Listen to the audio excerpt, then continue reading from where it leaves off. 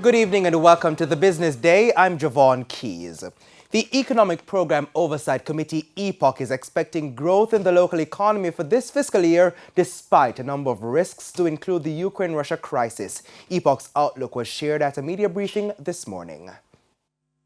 Growth in the local economy is expected to fall within the 2 to 4% range for the current fiscal year. But while it's too early to be sure, the Economic Program Oversight Committee, EPOC, says the current Ukraine-Russia crisis and other economic factors are likely to see GDP fall to the lower end of that estimate range. While the GOJ has assumed a 3.5% growth rate in GDP for the year, the Bank of Jamaica Monetary Policy Committee in their statement on March 29 indicated that based on what they are seeing with the Russia-Ukraine and further developments in the market, that their projection of 2 to 4%, they will hold that, but they could see GDP falling to the lower end of that 2 to 4%. Mr. Duncan says if the target edges lower, tax revenues could be affected. It could mean that tax revenues could be impacted, but we would have to find that balance between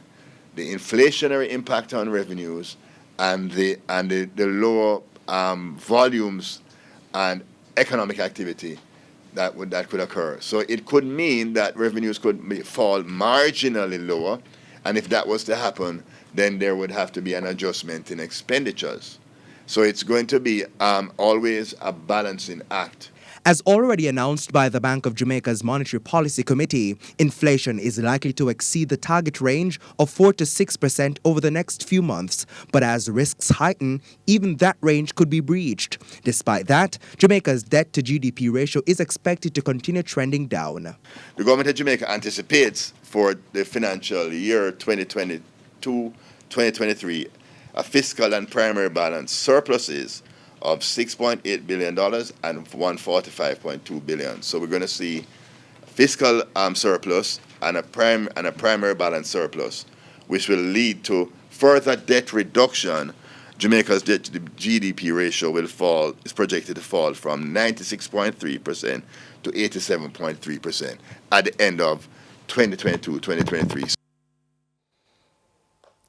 Let's head to the foreign exchange market. The U.S. currency is being sold for an average $155.67. $123.58 is the going rate for the Canadian dollar, $204.74 for the pound, and the euro is selling for an average $168.78. Now on the stock market, the JSE main index declined by 541 points today, while the junior market index advanced by 36 points. Among today's winners were Fosrich, Portland JSX, Epley 7.25% preference shares, Siboney Group, and Iron Rock Insurance Company. While on the losing side were Kingston Properties, Trans Jamaican Highway, Key Insurance, Blue Power Group, and JMB Group. And that's it for the Business Day. I'm Javon Keys. Stay with us. Regional and international news are after the break.